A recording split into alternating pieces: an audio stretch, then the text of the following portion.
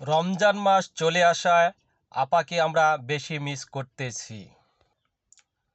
আসলে আমরা চিরদিনের জন্য এমন এক বৈজ্ঞানিককে হারিয়ে ফেলেছি। সেই বিজ্ঞানী যা আবিষ্কার করেছিলেন, পেঁয়াজ ছাড়া তরকারি রান্না করা, তেল ছাড়া তরকারি রান্না করা, ডিমের দাম কম থাকলে ডিম কিনে সিদ্ধ করে ফ্রিজে রাখা, পরে সময় মতন বাহির করে খাওয়া, কাঁচামরিচের দাম কম থাকলে মরিচ কিনে ডিপ ফ্রিজে রাখা, পরে দাম বাড়লে বাহির করে পানিতে ভিজিয়ে রাখলে কাঁচা হয়ে যাবে, ভাতের বদলে আলু খাওয়া, বেগুনের বদলে কুমড়া দিয়ে চপ বানানো, কাঁঠালের বার্গার তৈরি করা, গরুর গোস্তর বদলে কাঁঠাল খাওয়া।